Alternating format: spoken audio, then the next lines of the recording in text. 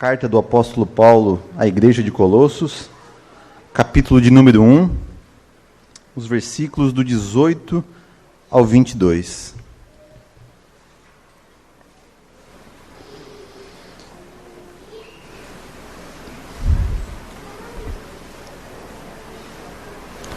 Colossenses, capítulo de número 1, versículos do 18 ao 22.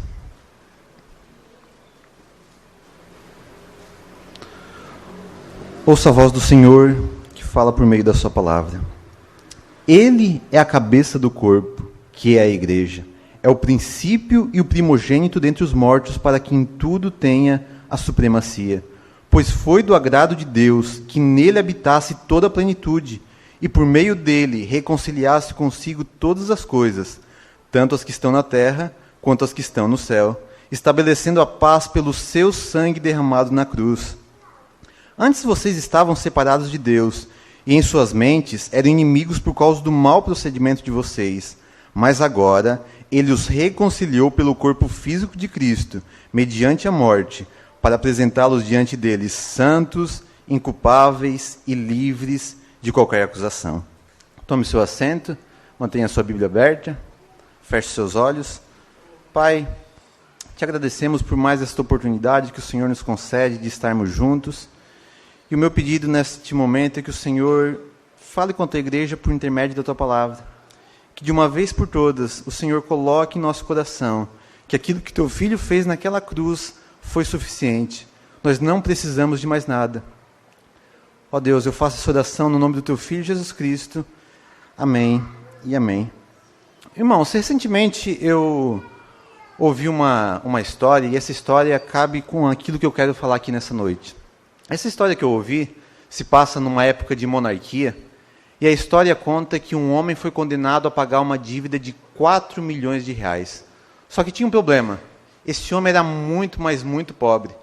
Ele ficou assim endividado por conta de maus hábitos, fez alguns empréstimos que não deveria ter tomado, mas o fato é o seguinte: ele devia 4 milhões e ele tinha que pagar. Se ele não pagasse, ele seria condenado à morte. E as pessoas daquele reino eram muito boas e se compadeceram da história desse homem e resolveram ajudá-lo, a começar pelo rei. O rei tirou dos cofres a quantia de 2 milhões de reais e entregou para esse homem. E a dívida, que era de 4 milhões, ficou em apenas 2 milhões de reais. Uma baita ajuda do rei. A rainha também se compadeceu com a história desse homem e resolveu ajudá-lo. Ela deu a esse homem a quantia de 1 milhão de reais. E a dívida, que antes era 4 milhões, agora ficou apenas 1 milhão de reais. Os nobres daquele reino também resolveram ajudar e conseguiram levantar a quantia de 900 mil reais. E aí foram até a casa desse homem, entregaram esse dinheiro e falaram para ele: olha, a sua dívida, que era de 4 milhões de reais, agora falta apenas 100 mil reais. Irmãos, mas 100 mil reais, para quem é pobre, é muito dinheiro. E as pessoas mais humildes daquele reino também resolveram ajudar. Cada um deu um pouquinho e conseguiram levantar a quantia de 99 mil reais. E entregaram para ele e falaram: olha, a sua dívida, que era de 4 milhões, agora falta só 1.000 reais. E aí esse homem falou: gente, eu não tenho mais nada, tudo que eu tinha eu já dei. E aí chega o dia que ele tem que pagar essa dívida, ele está no tribunal, esse homem vai ser condenado à morte, porque a lei é seca. A lei exige que seja 4 milhões de reais. É 4 milhões ou nada. E as pessoas, naquela hora, ninguém se conforma, porque a dívida era de 4 milhões e agora falta apenas 1.000 reais. E cada um vai tirando um dinheiro do bolso, um tira 20, outro tira 50, e consegue ali naquele tribunal levantar a quantia de 990 reais. Mas a lei é seca, falta 10 reais e 4 milhões é 4 milhões. Esse homem, falta 10 reais para ele pagar, o juiz vai dar o veredito, quando de repente esse homem diz: juiz, espera um pouquinho. E aí ele puxa do seu bolso uma nota velha de 10 reais, os 10 reais que faltavam. Você consegue imaginar a festa, as pessoas festejando e pulando nesse tribunal? Porque agora sim se completou os 4 milhões de reais. Sabe por que eu contei essa história, irmãos? Porque você consegue imaginar o quão vibrante essa cena, as pessoas festejando, porque agora se completou os 4 milhões de reais, porque agora esse homem entregou os 10 reais que faltavam. Mas ele só levantou 10 reais. Mas parece que esses 10 reais que esse homem levantou receberão mais glória que os 3.999.990 reais. Sabe por que essa história é boa, irmãos? Porque é exatamente assim em relação a Cristo. Cristo fez tudo por nós. Mas quando a gente quer adicionar algo que a gente faz, nem que seja algo pouco, nem que seja uma mísera nota de 10 reais, nós acabamos tirando de Cristo a glória de ser o nosso único Salvador. E é isso que eu quero falar nessa noite. O que eu quero mostrar nesse texto que eu li, nesse lema, no segundo lema de somente Cristo, é que o que Jesus fez por nós foi suficiente. Nós não precisamos de mais nada. E é isso que a gente vai ver hoje. Mas antes de entrar no texto em si, irmãos, eu quero falar um pouco do contexto que a gente tem estudado aqui. A gente, no dia 30 de outubro, há 2 semanas atrás, iniciou essa série de exposições dos 5 fundamentos da igreja: somente a Escritura, somente Cristo, somente a fé, somente a graça e somente a glória de Deus. E esses lemas aqui não foi a gente que inventou, nenhum de nós, não, nada disso. Como o Gui falou aqui no começo, esses são os 5 lemas levantados na época da Reforma Protestante. Por que esses lemas foram levantados, irmãos? Porque a igreja, naquele momento, estava indo para um caminho ruim. E aí os reformadores, Martinho Lutero e os outros reformadores, queriam trazer a igreja de volta. E Martinho Lutero, naquela data de 31 de outubro de 1517, quando ele vai até na igreja que ficava no centro da cidade, a Catedral de Wittenberg, a ideia de Martinho Lutero, quando fixou aquelas 95 teses, não era fazer uma revolução dentro da igreja, ele não queria sair de dentro da igreja, mas o que ele queria fazer era provocar um debate, porque a igreja, naquele momento, estava saindo em desacordo com as Escrituras. E uma das grandes questões que foi levantada por Martinho Lutero, talvez a principal, e que está de acordo com o nosso tema de hoje, que somente Cristo, era a questão dos méritos. E segundo os reformadores, os méritos deveriam ser somente os méritos de Cristo em nos salvar. Mas naquele contexto, a teologia católica romana ensinava que eram os méritos de Cristo, mais os méritos dos santos e mais os méritos de Maria. E a igreja dizia possuir esse banco de mérito. E esse mérito era dado para as pessoas que não possuíam tanto mérito. Então, se você não fosse alguém tão bom assim, você podia ir lá na igreja e comprar um mérito. E é nesse contexto aqui que surge a prática das indulgências. E deixa eu utilizar uma linguagem para que você talvez entenda melhor. A igreja dizia o seguinte: olha, você investe no reino de Deus, e aí você vai ser abençoado. Você dá algumas moedinhas e você consegue passar menos tempo no purgatório. Existia até uma musiquinha bastante famosa na época, que um dos principais cobradores de indulgências cantava, que era mais ou menos assim: cada vez que uma moeda no cofre cai, uma alma do purgatório sai. Era esse o contexto das indulgências. Eles vendiam os méritos para aquelas pessoas que não possuíam. Aqui a gente pode levantar um ponto, irmãos, porque a igreja evangélica, a igreja na qual a gente pertence, ela surge nesse contexto, muito por conta dessas vendas de indulgências. Mas, infelizmente, irmãos, e eu falo isso com pesar, a igreja evangélica, a nossa igreja, é a igreja que mais faz isso. Quem é que utiliza essa linguagem? Venha, você vai ser abençoado. Olha, se você investir, Deus vai te dar 100 vezes mais. E aí a gente coloca todo o artefato, Bíblia ungida, água de Israel, tem agora até a caneta azul ungida. Irmãos, eu tenho certeza, se os reformadores estivessem aqui, eles já estariam fazendo uma nova reforma. Lutero foi um dos que se revoltou contra isso, porque ele entendia, as indulgências era algo simples, era algumas moedinhas só, mas por mais que fosse algo simples, isso acabava tirando de Cristo a glória de ser o nosso único Salvador. E é por isso que eles são tão contundentes. É por isso que eles queriam afirmar que somente Cristo, e sem nada mais, é suficiente para a nossa salvação. Só que esse problema aqui, irmãos, desse lema que foi levantado há 502 anos atrás, não é um problema só dos reformadores, não é um problema que Paulo enfrentou há 2000 anos atrás com a igreja de Colossos, não. Esse é um problema que é meu, esse é um problema que é seu. Esse é um problema que é nosso. Nós temos dificuldades em conceder a Cristo somente a glória da nossa salvação. E esse texto que a gente leu, o livro de Colossenses em si, ele tem tudo a ver com esse tema, irmãos. Porque o propósito de Paulo ao escrever esse livro aqui era mostrar que Cristo é superior a tudo e a todos, que Jesus é suficiente, que Jesus é o maioral. Porque o que estava acontecendo lá na igreja de Colossos? Estava sendo ensinado o seguinte: olha, Jesus é muito bom, a gente ama Jesus, só que tem um problema, ele não é suficiente. Jesus é muito bom, mas para que ele fique top mesmo, a gente tem que adicionar algumas coisinhas. Então era ensinado lá na igreja de Colossos que para Jesus ser bom mesmo, tinha que ser Jesus, o que Jesus fez, e mais uma espécie de um conhecimento secreto que era ensinado. Ou então era Jesus e mais culto a anjos.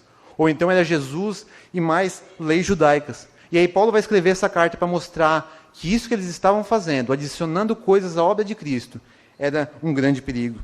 Infelizmente, irmãos, hoje a gente tem tantos pastores, tantos pregadores ensinando esse falso evangelho, de que é Cristo e mais alguma coisa.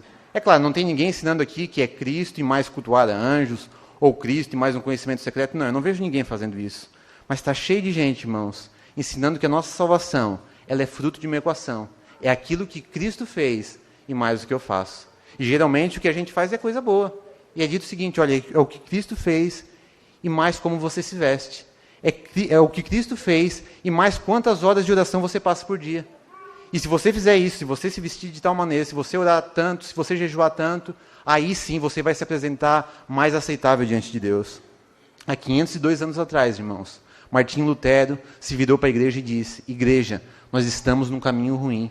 Nós estamos dizendo que para uma pessoa ser salva, ela tem que crer em Jesus e mais pagar penitência.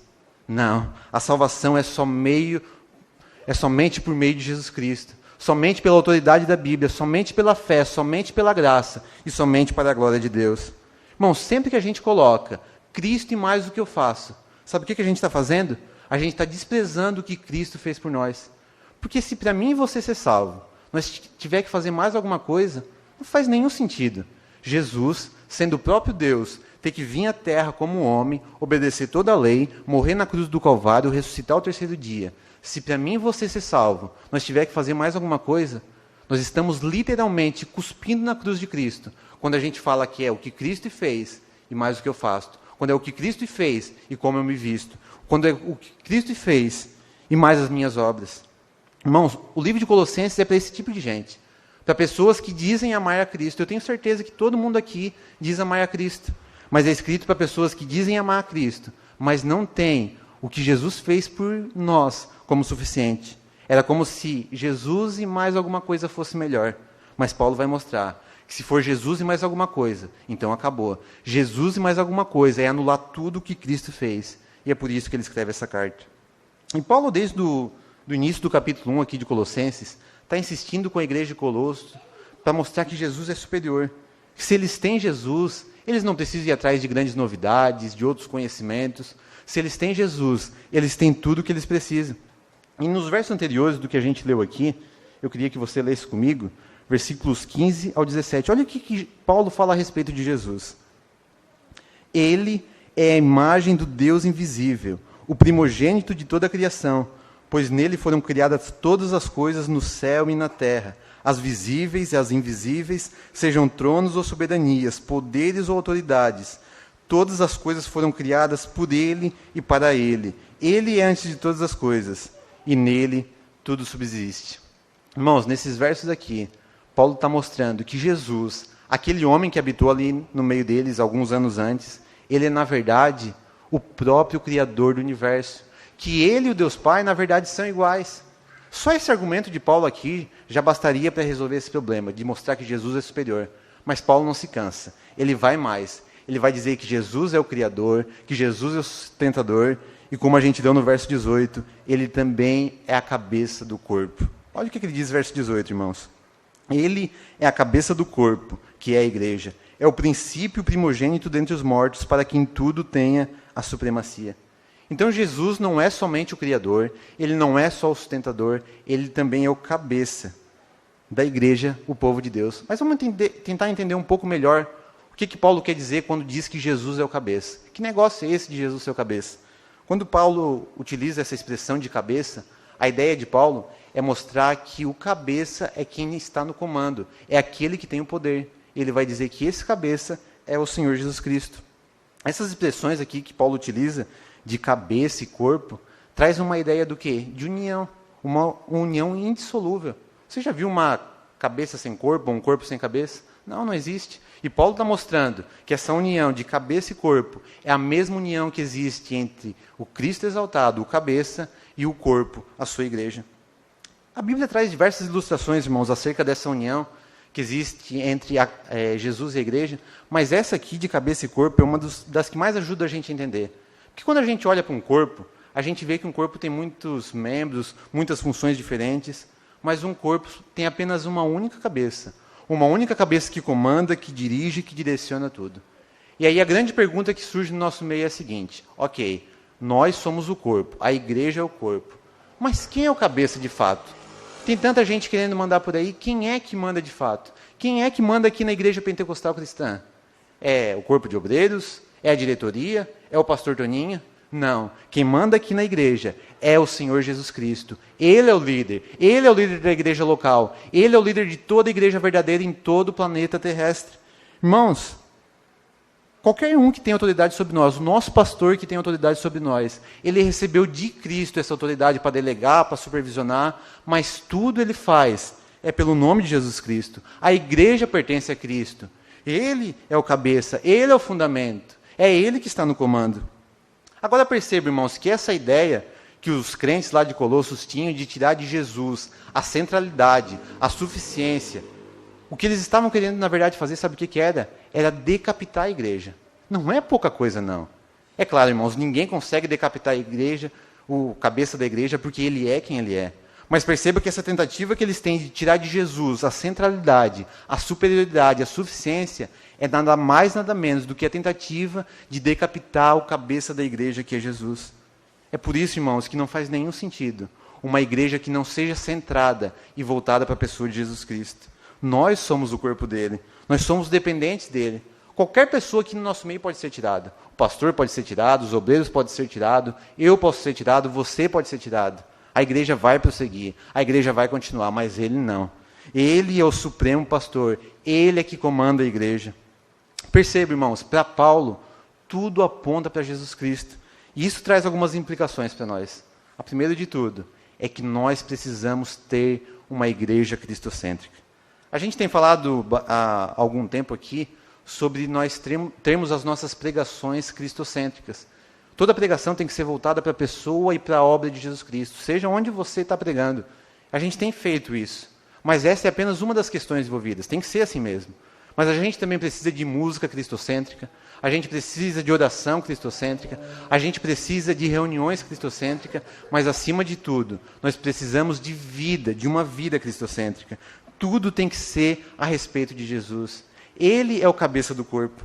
Não faz nenhum sentido, irmãos, um corpo ter movimentos ou ações que não sejam voltados para o seu cabeça. Isso significa que o seu foco cristão, o seu foco, a sua motivação, o seu centro tem que ser Jesus Cristo. Veja como é possível a gente participar dia a dia na igreja e o nosso foco, a nossa motivação não ser Jesus. Talvez você está há 1 ano, há 5 anos, há 10 anos, há 20 anos na igreja e a sua motivação não ser Jesus. Talvez a sua motivação de estar aqui nessa noite é porque você gosta das músicas daqui. Talvez o seu foco de vir aqui hoje é porque não tinha nada melhor para fazer em casa. Talvez a sua motivação de vir aqui é porque os seus amigos estão aqui e você quer estar perto deles. Talvez o objetivo de você vir hoje para o culto é porque você quer encontrar alguém para casar, seja um marido, seja uma esposa. Talvez a sua motivação seja porque papai e mamãe mandaram. Inúmeras motivações, irmãos, que não são o próprio Senhor Jesus Cristo. E a pergunta que eu te faço nessa noite, sabe qual é? Qual é o teu objetivo de estar aqui? Qual é a motivação de você sair de casa nessa quarta-feira, antevéspera de feriado? Por que você veio? É para ouvir mais de Cristo? É para aprender mais sobre Ele? É para, assim, ter comunhão com o corpo dele? Irmãos, a igreja tem que ser voltada para Jesus Cristo. A nossa vida tem que ser motivada pela pessoa de Jesus Cristo. A igreja existe por causa dele. A igreja tem que ser acerca dele.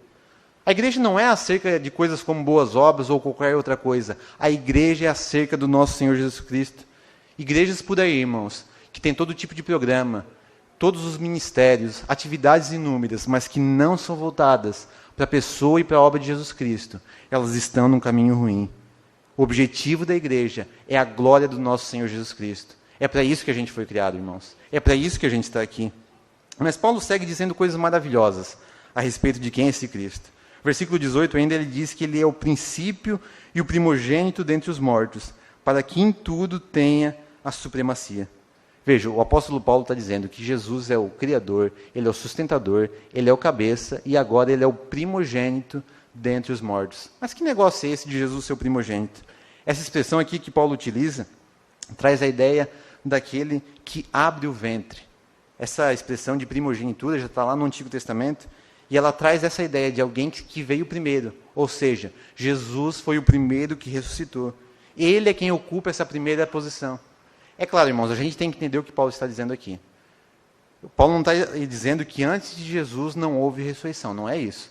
Se a gente olhar para o Antigo Testamento, a gente vê ressurreições, lá o profeta Eliseu ressuscitando o filho da viúva, no Novo Testamento, o próprio Senhor Jesus Cristo ressuscitando o seu amigo Lázaro. Só que tem um detalhe, essas pessoas que ressuscitaram aqui, tanto no Antigo quanto no Novo Testamento, elas ressuscitaram, mas depois de alguns anos elas vieram a morrer. Então Jesus não foi aquele que cronologicamente ressuscitou primeiro. Não. Entendo que a gente celebra aqui, irmãos, não é a ressurreição em si. Isso já tinha acontecido antes. Mas o que aconteceu naquele domingo de Páscoa é aquele que volta da morte. Ele volta para nunca mais morrer. É nesse sentido, irmãos, que Jesus é o primogênito. O que aconteceu aqui na ressurreição, irmãos, é algo diferente. É algo especial. Ele é o primogênito de uma nova criação. Ele é o primogênito de um novo tipo de gente. Um tipo de gente que vem, irmãos, para nunca mais morrer. Lembre-se sempre disso. Lázaro ressuscitou. Maravilhoso. Mas depois de alguns anos ele veio a morrer. Mas Jesus não. Há 2000 anos atrás, quando ele ressuscitou, ele segue vivo até hoje e seguirá eternamente. É nesse sentido, irmãos, que a ressurreição de Jesus é diferente. Ele volta agora com um corpo glorioso, com um corpo imortal, com um corpo incorruptível. Se pela graça de Deus, irmãos, alguém aqui do nosso meio vier a falecer e depois de 2 dias ressuscitar, isso vai ser maravilhoso. Não podemos negar isso. Mas não é igual a essa ressurreição de Jesus. Jesus volta para nunca mais morrer. E é nesse sentido que a Bíblia vai apresentar Jesus como sendo o nosso irmão mais velho, aquele que veio primeiro, o primogênito de uma nova raça, aquele que foi o primeiro. Mas se ele foi o primeiro, isso significa que outros também vão vir depois dele. Paulo diz lá em 1 Coríntios 5, que se você estiver em Cristo, você é nova criatura. E um dia você também terá um corpo igual ao que Jesus Cristo tem hoje. Talvez você chegou aqui nessa noite cansado, triste, abatido, talvez cansado pelas dores no corpo, seja por enfermidade, seja por doença, seja pelo estresse, seja pelo cansaço ou pela idade, seja o que for. Mas a esperança que nós temos, irmãos, é que um dia nós também teremos esse corpo, um corpo diferente, um corpo que não apodrece, um corpo que não adoece, um corpo incorruptível.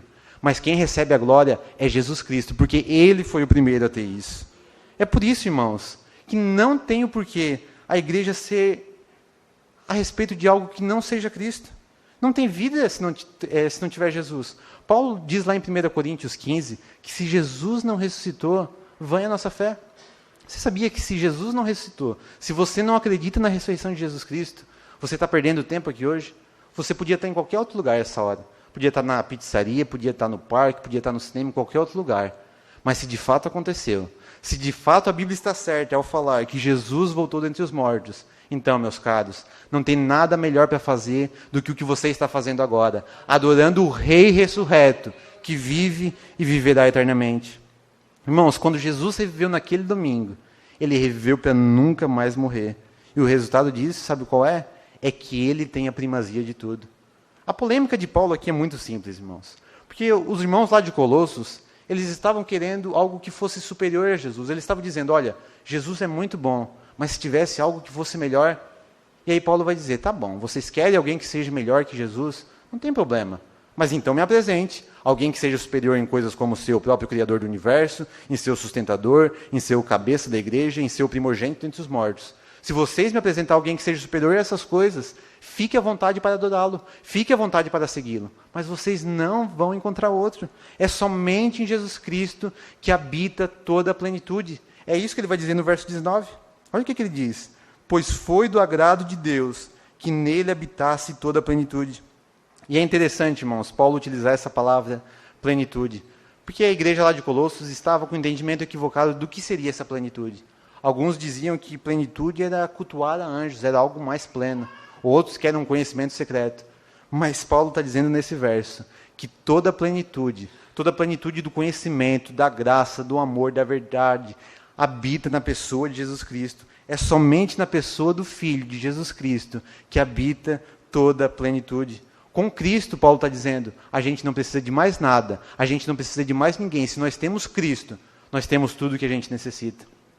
Você lembra daquela parábola que Jesus contou? A parábola da pérola de grande valor?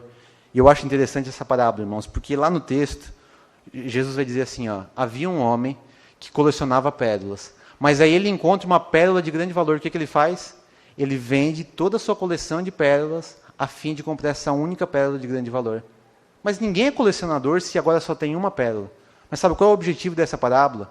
Era mostrar que toda a nossa vida é transformada quando a gente encontra aquilo que vale mais do que toda a nossa coleção de pérolas. E é isso que os reformadores queriam dizer, quando falavam que Jesus é essa pérola de grande valor.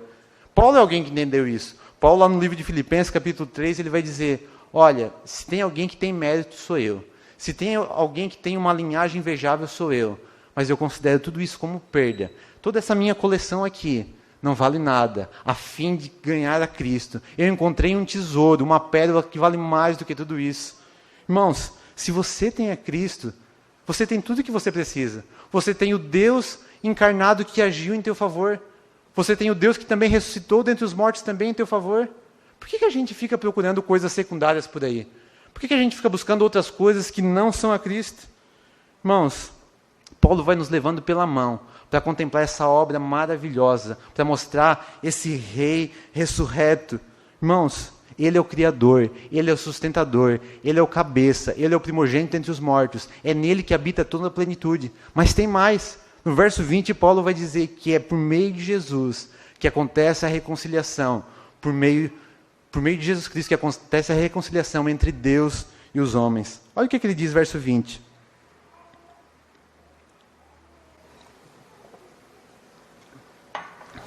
E por meio dele reconciliasse consigo todas as coisas, tanto as que estão na terra, quanto as que estão no céu, estabelecendo a paz pelo seu sangue derramado na cruz. Parece que o apóstolo Paulo não se cansa de empilhar razões para a gente amar esse Cristo. E ele vai trazendo uma após a outra. E agora aqui nesse verso ele vai mostrar que é por meio de Jesus que acontece a reconciliação. Agora perceba algo interessante aqui, irmãos. Porque quem é que está fazendo a reconciliação? A Bíblia diz que é Deus que está reconciliando o mundo consigo mesmo. E por meio de quem ele faz isso? Por meio do seu Filho morrendo na cruz do Calvário. Entenda isso, irmãos. A reconciliação não parte de nós. Não é a humanidade que quer se reconciliar com Deus, voltar para Deus. Não, ela parte de Deus. E ela acontece por meio de Jesus Cristo. Perceba, irmãos, aqui também no texto que, até agora, Paulo está colocando Jesus lá em cima. Colocando ele acima de tudo e de todos. Ele é o Criador, ele é o sustentador, ele é o cabeça. É nele que habita toda a plenitude, ele é o primogênito. Mas agora aqui no verso 20, Paulo vai dizer que esse mesmo Deus, esse mesmo Jesus, que é o Criador de todas as coisas, ele voluntariamente sofre na cruz por conta do meu e do teu pecado. Irmãos, quando a gente entende isso, quem Jesus é, quem nós somos e o que ele fez por nós, isso devia nos assombrar. Nós devíamos ficar perplexos. Porque o que Jesus faz, irmãos, é muito mais, é infinitamente mais do que um CEO, um presidente de uma empresa, passar uma semana no trabalho braçal. Sabe aquele quadro que tinha no Fantástico, em que o presidente da empresa passava uma semana para ver como é que era o trabalho dos empregados? Irmãos, o que Jesus faz é muito mais que isso. É muito mais do que o presidente da República passar uma semana varrendo o chão, pintando meio fio. Não existe uma analogia que seja adequada, não há. O Deus Criador, aquele que existe antes do mundo existir, ele se torna que nem um de nós. Sabe para quê? Para morrer na cruz que nem um bandido. Não existe nada parecido com o que Jesus fez. Ele estabeleceu a paz pelo seu sangue derramado na cruz. Agora a gente tem que entender algo aqui, irmãos. Porque Paulo está dizendo que é Deus que cria todas as coisas, é Deus que está reconciliando todas as coisas. Então aconteceu algo entre a criação e a reconciliação. E a gente sabe o que aconteceu. A queda do homem, a entrada do pecado do mundo. Nós temos que lembrar que a humanidade estava representada por Adão lá no Jardim do Éden. Adão era o cabeça da humanidade. E por isso que essa expressão aqui de cabeça é muito boa quando Paulo utiliza. Porque Adão era o nosso representante. E quando Adão peca, ele não peca e cai sozinho, não. Toda a humanidade cai com ele. E agora, Adão, que antes desfrutava de um relacionamento íntimo com Deus, o que ele tem agora, o que a humanidade tem agora com Deus é guerra. Nós estamos em guerra contra o nosso Deus Criador. Mas aqui nesse verso, o verso 20, diz que mediante o sangue de Jesus Cristo, derramado naquela cruz, o que a gente tem, sabe o que é? É paz. Nós temos paz com Deus. O texto não está dizendo que todas as pessoas do mundo estão em paz com Deus. Não. Ele está dizendo que aquelas que estão cobertas com o sangue de Jesus Cristo, aquelas que estão debaixo do cabeça que é Jesus, têm paz. Aquelas que estão debaixo ainda do cabeça que é Adão, segundo Romanos 5, elas ainda estão em guerra contra Deus. O próprio Jesus vai dizer lá no Evangelho de João, capítulo 3, versículo 36, que aquele que crê no Filho, aquele que está coberto com o sangue de Jesus Cristo, esse tem a vida. Mas aquele que não crê, a ira de Deus permanece. Irmão, se você estiver em Cristo, se você creu em Cristo, não existe mais condenação. Quem é que vai intentar acusação contra os eleitos de Deus? Quem é que vai te acusar, irmãos? É o teu inimigo? É o diabo? Irmão, se Deus não te condena, se o Filho dele, se Jesus Cristo morreu por conta de nós, quem é que pode te acusar? Não existe mais condenação para aqueles que estão em Jesus. O texto diz aqui, irmãos, que o sangue de Cristo derramado na cruz resolveu o nosso problema de uma vez por todas. E agora o versículo 21 e 22, irmãos, eles são a chave para a gente entender a suficiência de Cristo. E eu queria que você prestasse bastante atenção nesses versos, irmãos. Acompanhem comigo. Antes vocês estavam separados de Deus, e em suas mentes eram inimigos por causa do mau procedimento de vocês. Mas agora ele os reconciliou pelo corpo físico de Cristo, mediante a morte, para apresentá-los diante dele, santos, inculpáveis e livres de qualquer acusação.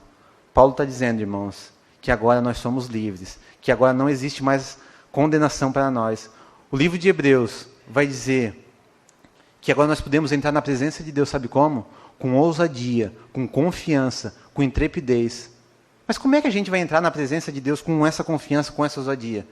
É porque a gente é bonzinho, porque a gente fez alguma coisa para merecer? Não. Porque quando a gente entra na presença de Deus com essa ousadia, com essa confiança, não é por meio de nós mesmos. É porque nós vamos debaixo de Jesus Cristo. E quando Deus olha para nós, Ele não vê quem eu sou, Ele não vê o que eu faço, mas o que Ele vê é homens e mulheres completamente santos, completamente justos.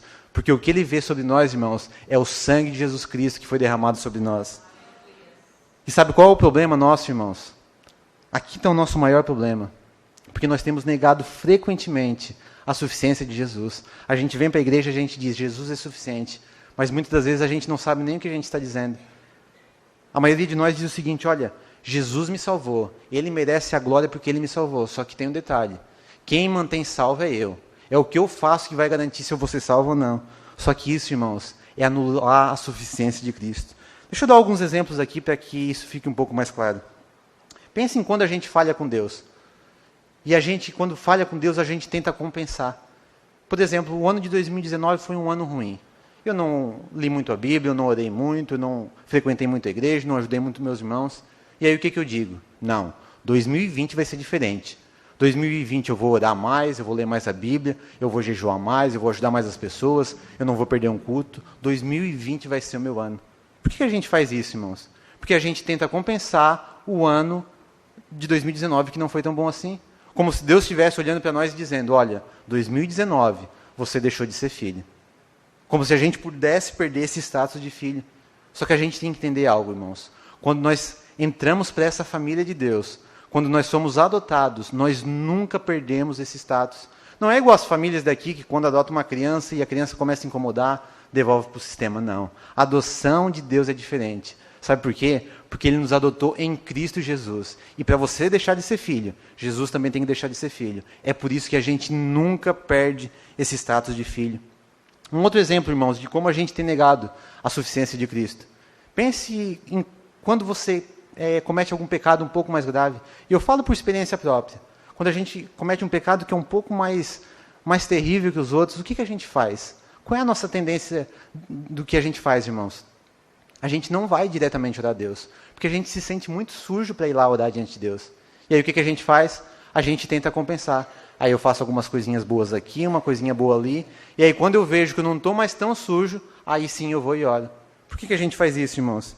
Porque a gente acha que Deus vai me receber quando eu faço coisas boas, mas quando eu faço alguma coisa ruim, Ele não vai me receber, Ele vai virar as costas para mim. Só que essa, irmãos, é uma mentalidade equivocada que a gente tem. Porque quando a gente faz essas coisas para compensar, nós estamos anulando o que Cristo fez por nós. Nós estamos negando a suficiência de Cristo. E muitos de nós ainda têm essa noção de que para falar com Deus não pode ter cometido pecado nenhum. como se Deus me aplaudisse cada vez que eu fizesse algo bom, e como Ele virasse as costas para mim quando eu fizesse algo ruim. E é isso que nós temos que entender, irmãos. Aqui está a chave. Porque Deus não nos ama por causa de nós. Ele nos ama porque Ele não volta atrás naquilo que Ele fala. E quando Ele disse para você que você está perdoado, você está reconciliado mediante o sangue de Jesus Cristo, você acha que você pode fazer alguma coisa para mudar o decreto de Deus? Irmãos, Deus nos ama em Cristo. E é por isso que não tem como esse amor aumentar ou esse amor diminuir. Não é se você fizer algumas coisinhas boas, Ele vai te amar mais. Não, Deus te ama em Cristo. É por isso, irmãos, que nós temos que adorar esse Deus. Lá no livro de Hebreus, capítulo 10, o autor vai falar o seguinte: dos seus pecados e iniquidades eu não me lembrarei mais. Onde essas coisas foram perdoadas, não existe mais a necessidade de sacrifício pelo pecado. Irmãos, todos os nossos pecados, eu não estou falando de alguns, eu estou falando de todos os nossos pecados foram perdoados. E entenda isso, irmãos, você não está perdoado, você é perdoado. Porque existe uma diferença muito grande entre estar e ser. Porque aquilo que você está hoje, amanhã você não, pode não estar. Mas aquilo que você é, você é. E a Bíblia diz que você é perdoado. Eu não sei, irmãos, como foi a infância de vocês, mas a minha, eu confesso, foi um pouco complicada. Eu lembro que lá pelos 6, 7 anos de idade, eu ouvi uma fita, eu sou do tempo da fita ainda, eu ouvi uma fita que tinha o chamado Som do Inferno. Era um áudio que alguns cientistas eles falaram, que foram até umas profundezas da Terra e botaram uma sonda e conseguiram capturar alguns gemidos. E quando eu ouvi aquela fita, irmãos, eu fiquei completamente apavorado. Eu fiquei noite sem dormir.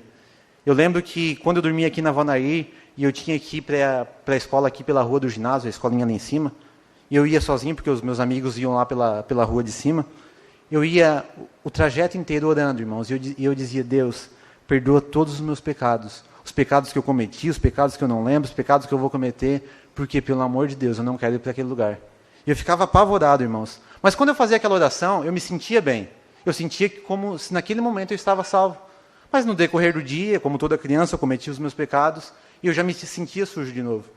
E eu ficava nessa inconstância. E essa inconstância durou muito tempo. Eu perdia a salvação e ganhava a salvação umas 15 vezes por dia. Até mesmo no dia que eu me batizei, irmãos, eu tinha essa mentalidade errada ainda. Eu lembro que quando eu fui batizado pelo Pai, eu fiquei alguns momentos ali na água, esperando os outros irmãos. E eu lembro que quando eu estava lá na água, eu fiz uma oração e eu disse: Deus, me mata agora. Me leva agora. Por que eu fiz essa oração, irmãos? Porque eu tinha sido batizado há 1 minuto atrás. E na minha cabeça, naquele 1 minuto, não tinha cometido nenhum pecado. Ou seja, eu achava que eu ia ser salvo por aquilo que eu fiz ou o que eu deixei de fazer. Mas quando eu saí da água e Deus não me matou, eu já saí com a roupa suja, porque eu já estava bravo com Deus, que Ele não tinha me levado. Agora, quando a gente entende isso, irmãos, que Deus perdoou todos os meus pecados, que aquilo que aconteceu lá no batismo foi apenas uma demonstração externa daquilo que já tinha acontecido interiormente. Eu não fui perdoado pelas águas do rincão, mas eu fui perdoado e reconciliado pelo sangue precioso de Jesus Cristo. Irmãos, quando a gente entende isso, que a gente está perdoado mediante Jesus Cristo, que não tem nada que eu possa fazer ou deixar de fazer para ser perdoado, isso muda toda a nossa ótica. E aí você me ouvindo dizer essas coisas, talvez você diga: ah, Bruno, fala essas coisas aí no púlpito. Talvez você tenha razão, mas não pode falar esse tipo de coisa, que todos os pecados estão perdoados. Mas deixa eu falar algumas coisas aqui para ver se isso faz sentido, irmãos. Se eu falar para vocês que a pessoa que mais te ama no mundo, ela morreu por aquilo que você fez ontem. E aquilo que você fez ontem merecia o inferno, merecia a condenação. E aí você olha para mim e você diz: ah, ele morreu por aquilo que eu fiz ontem, que maravilha. Tá, mas e aquilo que eu vou fazer amanhã e depois? Ele já me perdoou também? Sim, todos os teus pecados estão perdoados. Qual é a sua resposta para isso? Ah, agora eu vou pecar à vontade. Agora eu vou fazer tudo o que eu quero. Faz sentido isso, irmãos? Faz sentido? Não faz nenhum sentido. Quando a gente vê o tamanho do perdão que a gente recebeu, sabe qual é a linguagem bíblica? A quem muito é perdoado, muito ama. Não é quem muito perdoado, muito peca. É quem muito perdoado, muito ama. Quem amar mais a Deus, irmãos, não é pelo seu esforço. É quando você entender o tamanho do seu perdão, o quanto você foi perdoado. A quem muito é perdoado, muito ama. Entenda isso, irmãos. Eu vou falar algo aqui que a gente... É algo difícil de se falar. porque eu vou falar algo que Deus não pode fazer. Eu sei que isso é complicado, mas Deus não pode se lembrar de pecado perdoado. Deus não pode, irmãos. Sabe por quê? Porque pecado cometido tem a ver com o suor do homem, tem a ver conosco. Mas pecado perdoado tem a ver com o sangue de Cristo. Uma vez que o sangue de Cristo foi derramado sobre o homem pecador, não tem o que esse homem fazer para deixar de ser perdoado. Se eu disser aqui para vocês que Deus pode sim condenar homens que outrora foram perdoados, então eu estou dizendo para vocês que um dia o suor de alguém foi mais forte que o sangue de Cristo. Mas isso não tem como acontecer. Uma vez, irmãos, uma vez lavados pelo sangue de Jesus Cristo, nós não precisamos de outro banho. Irmãos, uma vez lavados pelo precioso sangue de Jesus Cristo, nós não precisamos tomar outro banho. E aí você me pergunta, tá, mas como é que eu vou saber se eu fui lavado? É quando você creu, quando você se arrependeu do seu pecado e creu e entendeu esse evangelho. E aí você me pergunta, tá, mas como é que eu vou saber se eu entendi esse evangelho? É quando você olha para tudo ao seu redor e você diz, só me resta uma coisa, obrigado, Deus. É quando você olha para tudo que foi feito em seu favor, e aí você diz, ele fez tudo isso, então deixa eu contribuir com algo, deixa eu fazer algo. Só que você descobre que não tem nada para fazer, Jesus fez tudo, a cruz foi suficiente. E aí sabe o que a gente faz? A gente levanta as mãos para o céu e diz, Deus, obrigado. Obrigado porque o Senhor fez muito mais do que eu merecia. O Senhor derramou o seu amor de graça por meio do teu Filho. Obrigado, Deus. Quando a gente entende isso, que a cruz foi suficiente, a gente não precisa de mais nada, irmão. Se a gente tem Jesus, nós temos tudo. Não existe essa de que Jesus fez a parte dele e agora eu tenho que fazer a minha. Não, irmãos, isso não é evangelho. Quando Jesus estava naquela cruz e ele disse, está consumado, é porque está consumado, acabou. O que Jesus fez foi suficiente. Agora, qual é a nossa resposta, irmãos, para tudo isso? É pecar à vontade? É fazer o que a gente quer? Não, é amar esse Deus. E a Bíblia diz que aquele que me ama obedece os meus mandamentos. Então essa é a nossa resposta, é obedecer os mandamentos. O Salmo de número 1 vai dizer que bem-aventurado é o homem que tem prazer na lei do Senhor e nela medita dia e noite. Eu confesso aos irmãos que algumas vezes eu li esse salmo e eu não entendia. Porque eu falava comigo, como é que alguém pode ter prazer na lei? Eu olho para a lei e ela só me condena. Ela só mostra o quão pecador eu sou. Mas quando eu entendo o papel da lei, quando eu entendo o papel de Cristo, eu olho para a lei e eu tenho prazer. Porque eu olho para a lei e eu digo, lei, eu não consegui te cumprir, mas teve um que cumpriu no meu lugar. E agora eu tenho prazer em ti, eu tenho prazer nos mandamentos de Deus. Eu sei que eu não consigo cumprir nenhum, mas eu quero tentar cumprir cada um. Não porque eu quero ser salvo, mas é porque eu fui salvo. E eu quero cumprir cada mandamento para ser mais parecido com aquele que me salvou. Irmãos, essa é a boa e maravilhosa notícia do Evangelho. É isso que Paulo está trazendo para nós aqui. Que pelo sangue de Jesus Cristo, nós fomos reconciliados. Nós estamos perdoados, nós agora somos amados, nós somos filhos amados. E Ele vai nos apresentar diante de Deus, sabe como? Como homens e mulheres completamente santos, justos e sem culpa diante de Deus. E sabe o que é mais importante, irmãos? É que essa obra não vai ser daqui a alguns anos, quando você morrer, não. Essa obra já começou. Começou há 2000 anos atrás. Quando a morte andou para trás, começou. Mas vai ser completa no dia em que estaremos para sempre na presença de Deus. Que teremos novos corpos, novos corações e estaremos para sempre com Jesus Cristo, onde habita a justiça. À luz de tudo isso que eu falei aqui, irmãos, dessas coisas que eu lembrei vocês novamente, de quem Jesus Cristo é, do que Ele fez, eu faço algumas perguntas para que você responda. A gente precisa buscar algo a mais ou que vá além de Cristo? Não é somente acerca de Cristo que a gente deve buscar conhecer? Não é sobre Ele que a gente deve buscar mais entendimento? Para Paulo, irmãos, tudo se resume à pessoa de Cristo. Infelizmente, irmãos, está cheio de igreja por aí, ensinando um outro evangelho. Um evangelho que não exalta Jesus Cristo, que não coloca em evidência a sua obra perfeita e eficaz. Mas o livro de Colossenses, irmãos, esse lema da reforma aqui, esse grito da reforma, ele é um bom remédio para isso. Solos Cristos, somente Cristo, irmãos, e a gente não precisa de mais nada. O que Ele fez foi suficiente. Feche seus olhos, irmãos. Pai, obrigado. Obrigado por tanto amor. Não existe outra palavra para definir a não ser te agradecer por tudo que fizeste por nós, por ter entregado o teu Filho e ter nos comprado com um precioso sangue que verteu naquela cruz. Pai, nós pedimos perdão, porque tantas vezes nós temos confiado na nossa força, naquilo que a gente faz. Mas a gente te pede nessa noite, ó Pai, que o Senhor nos ajude a jogar fora, a pisar em cima em toda a confiança que a gente tem, na força do nosso braço, naquilo que a gente confia que pode nos salvar, mas que a gente descanse plenamente naquilo que Teu Filho, Jesus Cristo, fez por nós. E é no nome dele que eu oro. Amém e amém.